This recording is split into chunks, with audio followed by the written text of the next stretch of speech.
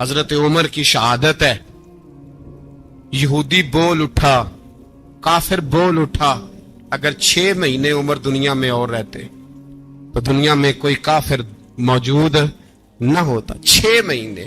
اور جب اس بطل جلیل کا جنازہ اٹھا, اللہ بخاری پڑھیے نا, اللہم ارزقنا شہادتا فی سبیلک, اللہ بسترے کی موت نہ دینا, شہادت کی دینا. عمر شہید ہوئے, مسجد نبی میں نماز پڑھاتے, اور جب جنازہ اٹھا تو مدینے کا پھر پیچھے جو دلیر بچے وہ مولا علی تھے. مولا علی, جناب عمر کا جنازہ اٹھا تو سب سے پہلی ہائے جو نکلی وہ حضرت علی کی زبان سے نکلی, اور حضرت علی کی ساری داڑھی آنسوؤں سے بھر گئی. لوگوں نے کہا کہ علی کیا ہوا؟ فرمانے لگے تم دیکھ نہیں رہے جنازہ کس کا اٹھا ہے, پلٹ کے دیکھو تو صحیح, تم پتہ نہیں یہ کون گیا ہے. کہ حضور کیا ہوا؟ آپ فرمانے لگے عمر اس طرح کے کام کر کے گیا ہے, اب ان کے رستوں پہ کون چلے گا؟ کون اس کے جگر راہ وفا میں نقش ایسے چھوڑ آیا ہوں, میں جس منزل سے گزرا ہوں وہ اب تک یاد کرتی ہے. حضرت علی حضرت عمر کے جنازے پہ کھڑے ہو کے کہتے ہیں اللہ مجھے اس طرح کے عمل کرنے کی توفیق دے جس طرح کے عمر کر کے گیا.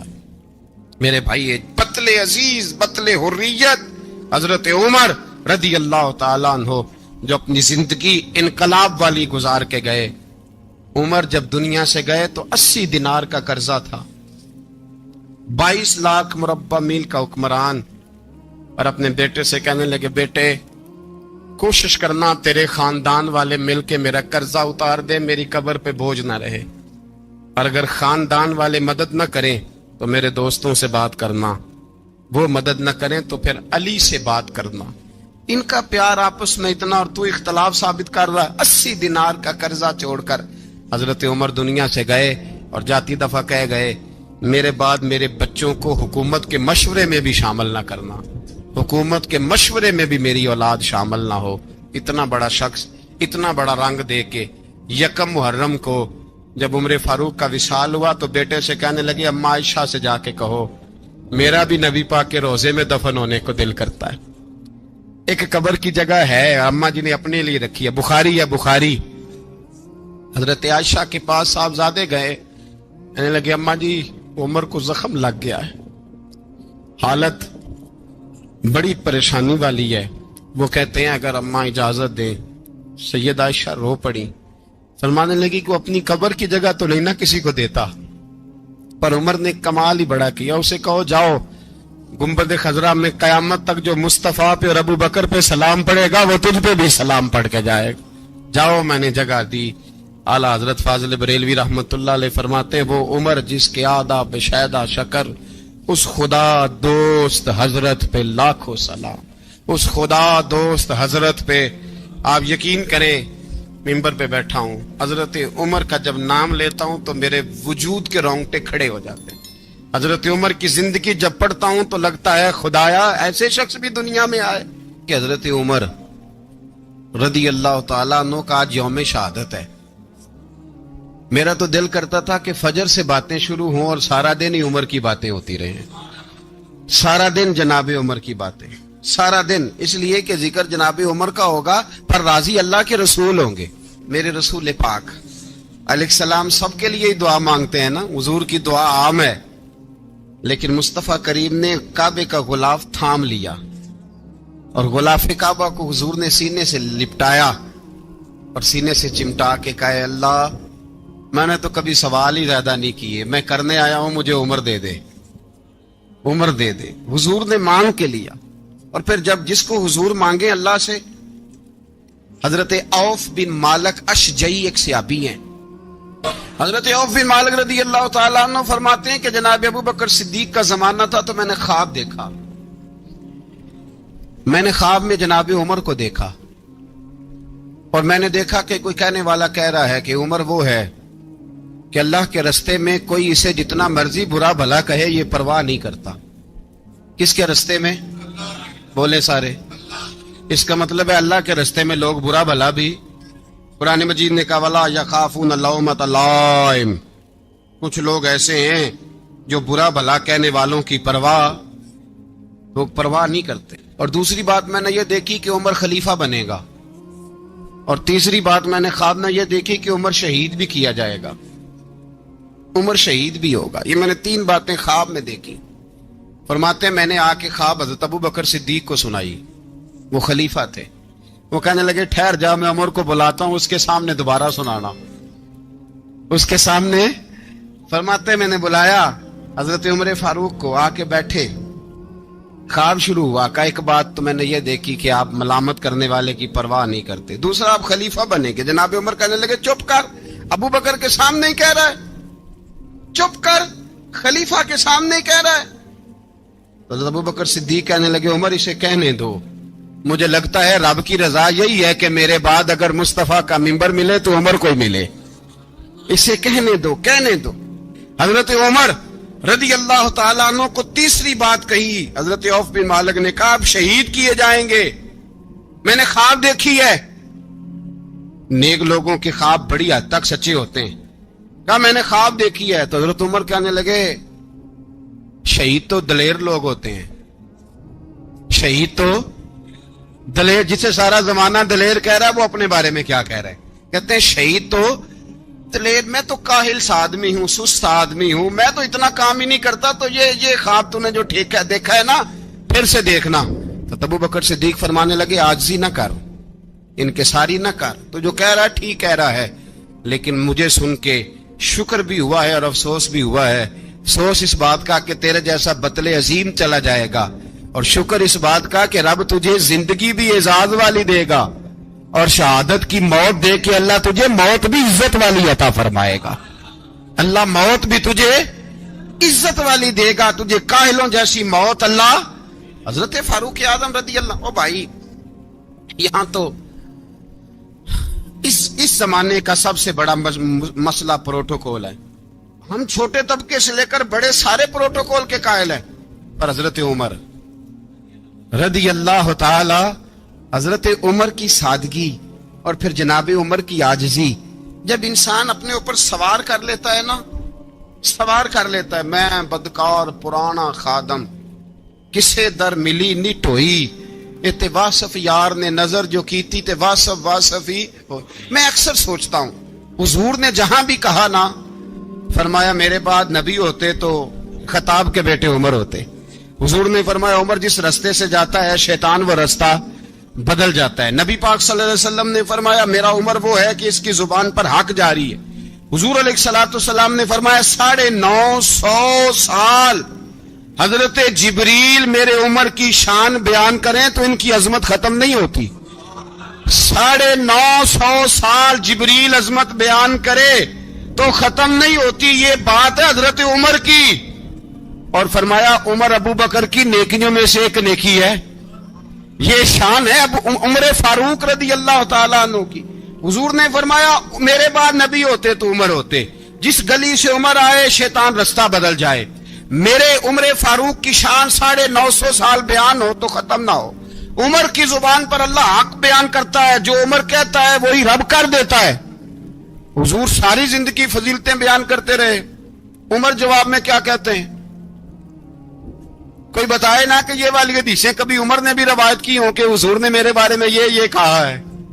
یہ روایتیں وہ روایت نہیں کرتے، ان سے جب لوگ کہتے عمر تیری بڑی بات ہے تو عمر رو پڑتے، کہتے میں تو اونٹ چرانے والے باپ کا بیٹا ہوں، میں تو اونٹ چرانے والے باپ کا بیٹا، اونٹ چرا۔ اس سے آگے عمر گئے ہی نہیں ساری زندگی، اس سے آگے لفظ ہی نہیں ادا کی۔ اور میں تو بھائی اونٹ چرانے والا، میرا باپ تو اونٹ چرایا کرتا تھا، 10 اونٹ تھے، میری ڈیوٹی ہوتی تھی، سنبھالے نہیں جاتے تھے، ابا ڈنڈوں سے مارتا تھا۔ ساری زندگی عمر حج کرنے گئے، ایک خشک تنا کھجور کا عمر فاروق رضی اللہ تعالیٰ عنہ نے اس کو اپنے کلاوے میں لیا، رونے لگے۔ لوگوں نے کہا عمر کیا ہوا؟ فرمانے لگے یہاں میں اونٹ چرایا کرتا تھا، یہاں میں اونٹ چراتا تھا، 10 اونٹ سنبھالے نہیں جاتے تھے۔ دیکھو رسول اللہ کی شان، آج ساری امت چلانے کا طریقہ عطا فرما دیا ہے، ساری نظریے سے پیار۔ یار پیسہ کس کو برا لگتا ہے؟ سارے صحابہ مل کے آئے، کہنے لگے عمر فاروق سے کہنا ہے نبی پاک کے زمانے میں تو ظاہراً غربت تھی، ابو بکر کے دور میں بھی غربت تھی، اب تو بڑا محال ہے، عمر سے سفارش کرو کہ عمر نیا کرتا پہنا کرے. ملکوں کے سفیر آتے ہیں, عمر وہی پھٹی پرانی چادر اوڑھ کے اور وہی کئی جگہ پہ پیوند لگے سوٹ پہن کے سفیروں کے سامنے بیٹھ جاتا ہے. عمر کو مشورہ دو, طے ہو گئی بات. سب نے جب مشورہ دے لیا تو سارے کہنے لگے یہ بتاؤ شیر کی مونچھ کو ہاتھ کون لگائے گا؟ کہنا کس نے ہے؟ بندہ بھی تو ڈھونڈو نا.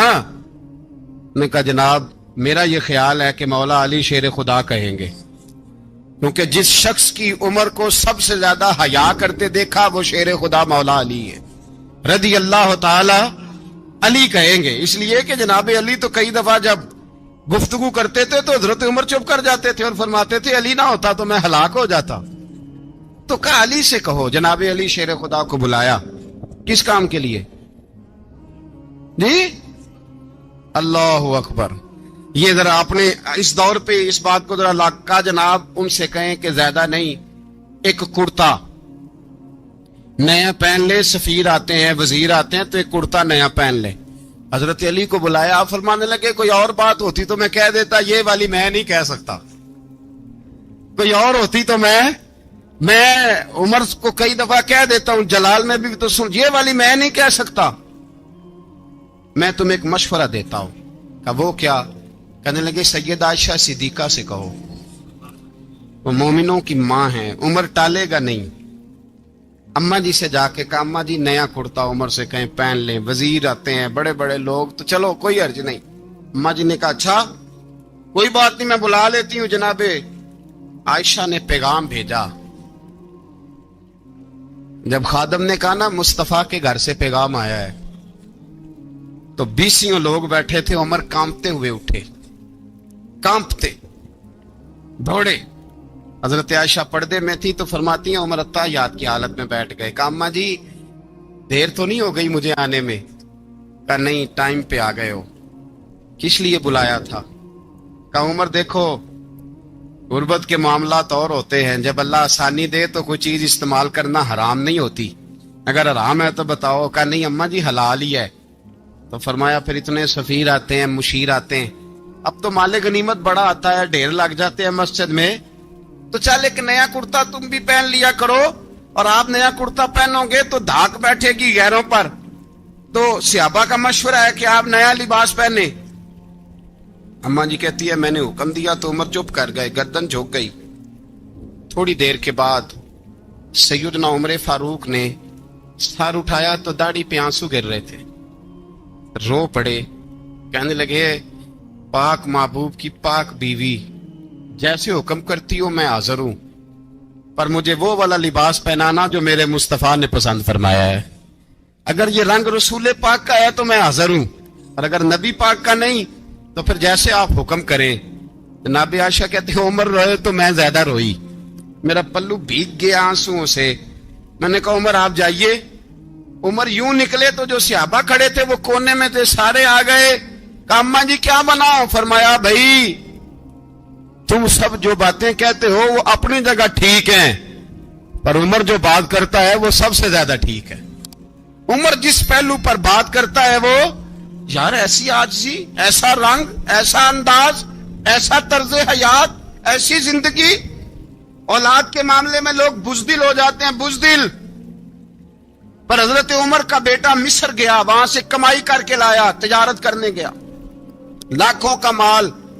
کون سا باپ ہے دنیا میں جس کا بیٹا باپ سے پیسے لے کے آئے تو ابا تفصیل پوچھے کہ بیٹا کہاں سے کمائے, کہاں سے لایا, کتنے ملے, کیوں آئے؟ کون سا باپ تفصیل پوچھتا ہے؟ ابا تو کہتا ہے لا صحیح, اور تعریفیں کرتا ہے میرا بیٹا بڑی کمائی کرتا ہے. کبھی پوچھا ہے اس سے کہ ڈیوٹی صحیح دیتا ہے کہ نہیں؟ کبھی پوچھا ہے کہ تو ایمانداری کی روزی لاتا ہے کہ حرام کی کماتا ہے؟ یہ باپ کی ذمہ داری ہے, یہ اماں کی ذمہ داری ہے. پھر کہتا ہے بیماری کیسے آ گئی, پریشانی کیسے آ گئی, تو نے کبھی سوال کیا اپنی اولاد سے؟ حضرت عمر فاروق رضی اللہ تعالیٰ عنہ کا بیٹا مصر سے پیسے کما کے لایا تو جناب عمر نے بلایا, فرمایا بیٹے اتنی تو تیرے پاس راس ہی نہیں تھی, تھوڑے سے تو پیسے لے کے گیا تھا, اتنی کمائی کیسے ہو گئی؟ اتنے تو پیسے نہیں تھے صاحب, کہاں سے کمائی لائے؟ اس نے کہا ابا جی وہ جو میرے چچا ہے نا مصر کے گورنر, آپ کے دوست, انہوں نے میری مدد کی ہے. فرمایا جتنے لوگ گئے تھے سب کی ہے مدد اس نے. کہا نہیں صرف میری کی. فرمایا تیری کیوں کی؟ تیری کیوں کی؟ کہا حضور آپ کے دوست ہیں. فرمایا چپ کر حضور انہوں نے مجھے اتنے پیسے دیے, میں نے کاروبار میں ڈالے تو نفع آیا تو میں ان کی رقم دے کے. فرمایا خاموش ہو جا, باقی جتنے لوگ گئے تھے سب کی مدد کی اس نے؟ کہا نہیں حضور صرف میری کی. فرمایا اس نے تیری مدد نہیں کی, اس نے خلیفہ کے بیٹے کی مدد کی, اس لیے کہ وہ خلیفہ کو اپنے حق میں نرم کر سکے. فرمایا آدھا مال تیرا ہے, آدھا مال غنیمت کا ہے, مال خزانہ کا ہے, مسلمانوں کا ہے, اس لیے کہ تو جو وہاں سے مال کما کے لایا ہے وہ اپنے باپ کے خلیفہ ہونے کی وجہ سے کما کے لایا ہے, لہذا رکھ ادھر. یہاں کہتے ہیں کدھر سے آیا, کیسے آیا, کون سا حساب دیں, کیا کریں؟ او بھائی حضرت عمر رضی اللہ تعالیٰ عنہ کا اپنی اولاد کے بارے میں یہ رنگ ہے. ایک جنگ سے نا خوشبو آئی, خوشبو بڑی مہنگی ہوتی تھی, عرب میں خوشبو آج بھی بڑی مہنگی ہے, وہ زیادہ استعمال کرتے ہیں. میری باتوں کی سمجھ آ رہی ہے میرے بھائی؟ بڑی مہنگی خوشبو تھی. جب وہ خوشبو آئی تو حضرت عمر نے کہا, گھر میں پہلے پہنچی حضرت عمر کے, چونکہ زیادہ عورتیں استعمال کرتی تھی گھر کے اندر خوشبو, مرد بھی لگاتے تھے. حضرت عمر نے اپنی بیوی سے کہا, آپ کی زوجہ تو تھی وہ بڑی خوشبو کو پسند کرتی. حضرت عمر نے اپنی زوجہ سے کہا کہ خوشبو لاؤ, میں نے ایک عورت کی ڈیوٹی لگائی ہے, وہ خوشبو تول تول کے نا تو حصہ برابر صحابہ میں بانٹ دے گی. تو آپ کی زوجہ کہنے لگی کسی بی بی کی ڈیوٹی لگانے کی کیا ضرورت تھی, میں جو موجود تھی میں بانٹ دیتی ہوں تول کے حصہ برابر. آپ نے فرمایا نہیں تو رہنے دے, فلانی بی بی بانٹے گی. حضور میں نے بھی بانٹنی ہے, میرے پہ کچھ حق ہے؟ آپ نے فرمایا نہیں, تو تفصیل نہ پوچھ, تو خوشبو دے دے, کوئی اور بانٹے گی. خاتون کھانا تھی نا, کہنے لگی نہیں مجھے بھی آج آپ کو بتانا ہی پڑے گا کہ کوئی جو بانٹ سکتی ہے تو میں کیوں نہیں بانٹ سکتی. زوجہ کہتی عمر نے بات کی تو میری چیخیں نکل گئیں. حضرت عمر فرمانے لگے جب تو خوشبو بانٹے گی نا تیرے ہاتھوں کو بھی لگے گی, تیرے دوپٹوں کو بھی لگ جائے گی. اگر رب کریم نے مجھ سے سوال پوچھا کہ عمر خوشبو تو مسلمانوں کی تھی, تیری بیوی کے دوپٹے کو کیوں لگ گئی, تو میں اللہ کے حضور کیا جواب دوں گا؟ اگر اللہ نے یہ سوال کیا کہ تیری بیوی نے کیوں لگائی, وہ تو حصہ تھا مسلمانوں کا, تو نے تیری بیوی نے کیوں لگائی؟ تو فرمایا میں نہیں چاہتا کہ اللہ کے حضور مجھے اور تجھے باز پرس ہو, لہذا کسی اور کو بانٹنے دے. زوجہ روئی اور تڑپ کے کہنے لگی عمر مجھے لگتا ہے صبح قیامت بھی تیری بیوی ہونے کی وجہ سے اللہ مجھے جنت عطا فرما دے گا, تیری زوجہ ہونے کی برکت سے. بھائی یہ معیار رکھا, خدا کی قسم ایسا شخص تاریخ میں دوبارہ نہیں آیا. اتنا بڑا آدمی, اتنا بڑا شخص, اتنا بڑا آدمی, اور پھر رنگ یہ ہے کہ عمر 22 لاکھ مربع میل کا حکمران, 22 لاکھ, اور کھجور کے درخت کے نیچے مٹی کا ڈھیلا لے کے سو گئے ہیں, پرواہ کوئی نہیں, کوئی مسئلہ ہی نہیں. 2 غلام ساتھ بیٹھے تو ایک روٹی حضرت عمر نے گھر سے منگوائی, تھوڑا سا سرکہ, تو غلام کہنے لگے ہم نے بھی کھانی ہے. فرمایا کوئی حرج نہیں, روٹی کو پیٹ بھر کے کھانا ضروری تو نہیں, 3 حصوں میں بانٹ لیتے ہیں. ایک آدمی آیا ہوا تھا مصر کا رہنے والا ملنے کے لیے, اس نے پوچھا عمر کدھر ہے, تو کہا وہ ادھر جاؤ مسجد میں بیٹھے ہوں گے. اور واپس آیا تو کہنے لگا وہاں تو 3 غلام بیٹھے ہیں, ایک روٹی بانٹ بانٹ کے کھا رہے ہیں, لگتا ہے کئی دنوں سے روٹی نہیں ملی. کہا 3 غلام تو کوئی نہیں, وہاں 2 ہی تھے, تیسرے تو امیر المومنین تھے. اس نے کہا نہیں نہیں 3 غلام ہیں, کپڑے بھی ایک طرح کے پہنے ہوئے, بلکہ 2 کے تو پھر صحیح ہیں, تیسرے کے تو زیادہ ماڑے ہیں.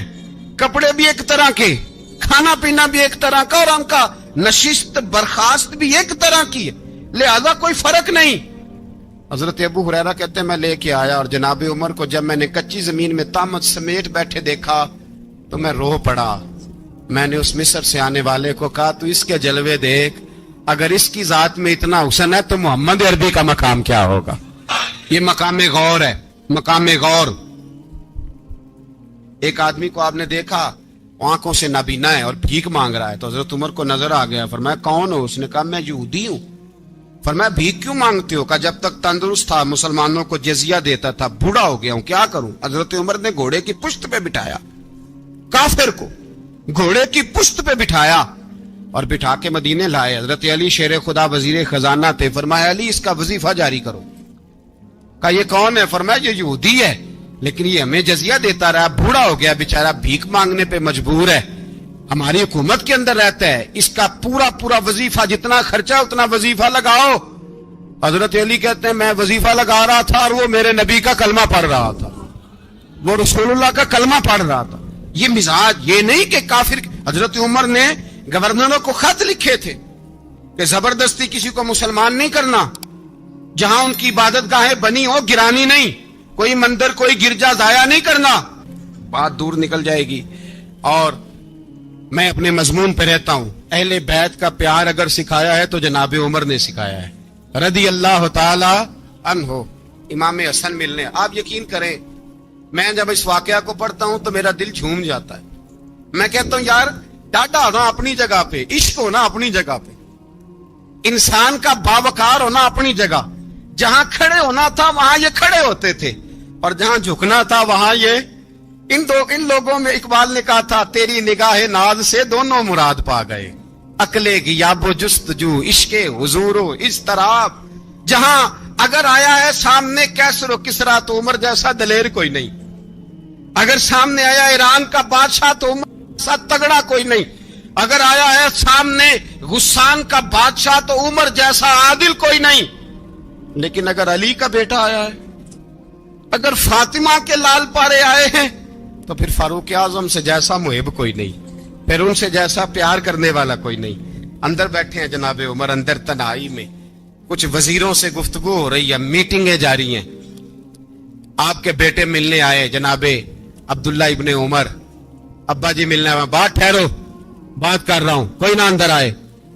صاحبزادہ باہر کھڑا ہے، تھوڑی دیر گزری تو امام حسن بھی آ گئے۔ کون آئے؟ آپ کو اجر ملے گا امام صاحب کا نام لینے سے، وہ سردار ہیں جنتیوں۔ کون آئے؟ سارے بولیے امام حسن، تیری نسل پاک میں ہے بچہ بچہ نور کا، تو ہے نے نور تیرا سب گھرانہ۔ امام حسن آئے تو حضرت عبداللہ ابن عمر کو دروازے پہ کھڑے دیکھا، کہا امیر المومنین کہاں ہیں؟ کہنے لگے حضرت عمر کے بیٹے۔ کہنے لگے وہ اندر بیٹھے، کچھ میٹنگ ہو رہی ہے اور انہوں نے کہا کوئی اندر نہ آئے، لیکن آپ جانا چاہیں تو چلے جائیں، آپ جانا چاہیں تو، تیری نسل پاک میں ہے بچہ بچہ نور، آپ جانا چاہیں تو چلے جائیں۔ تو انہوں نے کہا جب آپ باہر کھڑے ہیں تو مجھے کوئی اتنا ضروری کام نہیں، اور ابھی زور کی نماز تھوڑی دیر میں ہوگی، میں مسجد میں مل لوں گا امیر المومنین سے۔ یہ بات کہہ کہ امام حسن چلے گئے۔ یار اتنی بڑی بات نہیں تھی، اتنی بڑی بات نہیں تھی۔ تو میرے استادوں کا بیٹا بھی آئے تو کہا ٹھیک ہے جی وہ سوئے ہوئے ہیں، تو کوئی غرض نہیں یار میں ٹھہر کے آ جاؤں گا، کوئی بڑی بات نہیں تھی، دیکھا جائے تو بڑی بات نہیں تھی، پر بات بہت بڑی تھی، اس لیے کہ یہ خالی حسن نہیں، یہ حسن ابن علی ہے، یہ حضرت فاطمہ کے لخت جگر۔ حضرت عمر باہر نکلے، عبداللہ ابن عمر سے پوچھا کوئی آیا تو نہیں؟ تو کہا حضور امام حسن آئے تھے۔ تو کہا پھر شہزادے کو اندر کیوں نہیں بھیجا؟ کہا میں نے کہا تھا۔ وہ کہنے لگے اگر امیر المومنین مصروف ہیں تو میں ظہر میں مل لوں گا۔ حضرت عمر رونے لگے، فرمایا بیٹے تو نے اچھا نہیں کیا۔ پھر مسجد نہیں گئے، سیدھے امام حسن کے دروازے دستک دی، امام حسن باہر آئے، کہا شہزادے آئے تھے تو ملے کیوں نہیں؟ امام حسن کہنے لگے حضور آپ کا اپنا بیٹا دروازے پہ کھڑا تھا، آپ کا اپنا بیٹا دروازے پہ کھڑا تھا، وہ منع بھی کیا تھا آپ نے تو میں زور میں مل لیتا۔ حضرت امام حسن فرماتے جوش جذبات میں جناب عمر نے سر سے پگڑی اتار دی، جوش جذبات میں کہنے لگے حسن میرے بیٹے کا اور آپ کا کیا مقابلہ؟ کیا اس کی ماں کا نام فاطمہ الزہرا ہے؟ کیا اس کی نانی کا نام خدیجۃ الکبریٰ ہے؟ کیا اس کے نانے کا نام محمد مصطفیٰ ہے؟ آپ کا اور اس کا کیا مقابلہ؟ پھر رو پڑے اور کہنے لگے بیٹے میں مکے کے صحراؤں میں اونٹ چرایا کرتا تھا، یہ جو میرے سر پر عزت کے بال ہیں یہ تیرے نانے کے اگائے ہوئے، میں مکے کے خبردار شہزادے خبردار۔ او بھائی اہل بیت نبوت کے ادب کا رنگ اگر سکھایا ہے تو سیدنا عمر نے سکھایا ہے۔ سوار دے فرماتے جب پہنچے نا دار ارقم میں تو دروازے پہ حضرت امیر حمزہ کھڑے تھے۔ حضرت امیر حمزہ، ایک شخص کہنے لگا حضرت امیر حمزہ سے عمر آ رہا ہے، فرمایا آنے دو۔ کہا حضور وہ تلوار بھی گلے میں لٹک رہی ہے، فرمایا آنے دو، وہ اگر عمر ہے تو میں بھی امیر حمزہ ہوں۔ वो अगर उमर है तो अना अशदुल्लाह व रसूल ही, मैं अल्लाह रसूल का शेर हूं, आने दो। कहा आप क्या करेंगे? कहा अदब मलहूज रखेगा तो खातर से बिठाएंगे, नमूना उसको हम खुल्के मोहम्मद का दिखाएंगे, अगर नीयत नहीं अच्छी तो मैं उसको कत्ल कर दूंगा, उसी की तेग से सर काट के छाती पे धर दूंगा। मैं आने तो दो, आने दो उमर को। हजरत उमर आए, दरवाजे में दाखिल हुए। सहाबा फरमाते हैं कि हुजूर ने शोर सुना, फरमाया कौन है दरवाजे पे? फरमाया उमर। फरमाते हैं हुजूर उठे तेजी से, चादर गिर गई, चादर, हुजूर तेजी से उठे, खोल दो दरवाजा। हुजूर उमर के गले में तलवार है, फरमाया फाटक खोल दो। या रसूल अल्लाह उमर आपका दुश्मन, फरमाया खोलो दरवाजा। कहा या रसूल अल्लाह खत्ताब का बेटा, फरमाया खोलो दरवाजा। या रसूल अल्लाह अबू जहल का रिश्त, फरमाया खोलो दरवाजा। हुजूर माजरा क्या है? फरमाया वो अपने आप नहीं आया, मैंने रात अल्लाह से दुआ मांगी है, मैंने मांग के लिया है, मैंने मांग के लिया, वो अपने आप थोड़ा आया है, मांग, खोलो दरवाजा, आने दो। हजरत उमर झट से दरवाजा खुला ना, रसूल पाक सामने खड़े हो गए। क्या मंजर था? अबू बकर फरमाते हैं तुम्हें क्या बताएं क्या मंजर था? हजरत हरकम फरमाते हैं तुम्हें क्या बताएं क्या मंजर था? मेरे हबीब की गर्दन तनी हुई है, आंखों में आंसू भरे हैं पर नीचे नहीं गिरते, आंसू भरे हैं आंखों लेकिन नीचे टपकते नहीं। मेरे रसूल पाक आगे बढ़े, उमर की गर्दन झुकी हुई है, उमर ऊपर नहीं देखते। हुजूर आगे बढ़े, जाके हजरत उमर का कंधा जोर से हिलाया, फरमाया क्या प्रोग्राम है तेरा, क्या इरादा है तेरा, बोल। हजरत फारूक आजम आंख यूं उठा के कहने लगे सोने बस अब कलमा पढ़ने का इरादा है, सोने कलमा पढ़ने का। सहाबा फरमाते पता नहीं क्या हुआ, पता नहीं, हुजूर का इतना जोश हमने कभी नहीं देखा, नबी पाक को नारा लगाते हमने पहले कभी नहीं देखा। जब उमर ने कहा ना सोने कलमा पढ़ने आया हूं, फरमाते हैं रसूल पाक के जो आंसू बंधे हुए थे ना वो टप से नीचे गिरे और हुजूर ने फरमाया अल्लाहु अकबर, अल्लाहु अकबर। फरमाते हैं हुजूर ने जब अल्लाहु अकबर कहा तो सारे सहाबा भी कहने लगे अल्लाहु अकबर, अल्लाहु अकबर, अल्लाहु अकबर।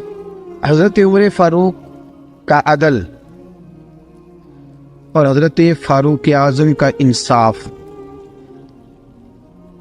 इसको दुनिया जानती भी है, मानती भी है। हजरत फारूक आजम रज़ी अल्लाह तआला अन्हु काजियों का तकर्रुर करते वक्त सबसे ज्यादा एहतियात करते थे कि बंदा किस किस्म का है, इसका मिजाज क्या है, मुआशरे में इसका वकार कैसा है, उस हिसाब से उसको तकर्रुर करते थे काजी के लिए। और क्या हाल था? हज़रत ज़ैद बिन साबित रज़ी अल्लाह तआला अन्हु को आपने काजी मुकर्रर किया, बाद में माजूल कर दिया। क्यों आपने माजूल किया है? तो हज़रत उमर कहने लगे उसकी वजह है, एक दिन एक शख्स ने हज़रत उबई बिन काब ने मुझ पर मुकदमा किया, हज़रत उमर पर मुकदमा कर दिया। तो फरमाते हैं कि मेरे सामने मैं देख रहा था, जब मैं अदालत में पहुंचा तो ज़ैद बिन साबित ने मेरा खड़े होकर इस्तकबाल किया, और जब मुदई आया है तो वो बैठे रहे हैं। तो मैंने कहा कि जब आप दोनों में मिलते वक्त इंसाफ नहीं कर रहे तो फैसले में कैसे इंसाफ करेंगे? आप इस काबिल नहीं कि आपको काजी बनाया जाए। माजूल कर दिया। अगर मैं बैसियत मुजरिम, बैसियत मुल्ज़म आया हूँ, अगर आपने मेरा खड़े होकर इस्तकबाल फरमाया तो फिर मुदई का तो ज्यादा हक बनता था। और हम पर इतराज है काफिर का, वो कहते हैं तुम अदल नहीं कर सकते। बोला आदमी है ना, वो देखता है आजकल के मुसलमानों को, आजकल के मुसलमानों को देख के राय कायम करता है। हम उसे कहते हैं हाँ, आजकल के मुसलमान ना देख, वो जिन्होंने डायरेक्ट नबी पाक की निकाह से फैज पाया था उन्हें देख। डायरेक्ट जो रसूल पाक की निकाह के फैज याफ्ता थे, अदल व इंसाफ से भर दी दुनिया। हजरत फारूक आजम अमर बिन आस मिस्र के गवर्नर थे, हजरत फारूक आजम ने उन्हें मुतय्यन किया था। उनके बेटे का मिस्र में झगड़ा हो गया किसी आम आदमी के साथ, गवर्नर के बेटे का। और गवर्नर के बेटे ने उस मिस्री को, एक आम आदमी को दुर्रे मारे। तुझे पता नहीं मैं गवर्नर का बेटा हूं? मिस्री ने क्या किया, घोड़े पे बैठा सीधे मदीने आ गया, सीधा मदीने। हजरत फारूक आजम के दर दौलत पे पुश्त से कपड़ा उठाया, पुश्त से उसने अपने निशान दिखाए तो जनाब उमर की आंखों में आंसू आ गए। एक आम आदमी है, जानते कोई नहीं, तुम्हें रो पड़े, इतना जुल्म और मेरी सल्तनत में, कोड़े बरसे तेरी पुश्त पे, फौरन भेजा, जाओ बुला के लाओ। तो अमर बिन आस अपने बेटे समेत आए, बड़ी अदालत है। हजरत फारूक आजम के लफ्ज फरमाया, इसको इसकी माँ ने आजाद पैदा किया था, तूने इसे क्यों गुलाम बनाया है? इसकी माँ ने आजाद जना था, तूने कब से लोगों को गुलाम? कहा बेटे ये क्या कहता था? ये कहता था मैं गवर्नर का बेटा हूं, तुझे तो जानता नहीं। फरमाया अब ये बड़ी अदालत है, कोड़ा पकड़ और इस गवर्नर के बेटे की पुश्त पे बरसा और उसे कह तू गवर्नर का बेटा है, मैं मोहम्मद का गुलाम हूं सल्लल्लाहु ताला अलैहि वसल्लम। इसे बता, इसे अब बतला कि तू गवर्नर का बेटा है ना, मैं नबी पाक का गुलाम हूं। और जो मुस्तफा के गुलाम होते हैं वो सारे बराबर हुआ करते हैं। हजरत फारूक आजम का अदल, जनाब फारूक आजम का इंसाफ, जनाब फारूक आजम रज़ी अल्लाह ताला अन्हु।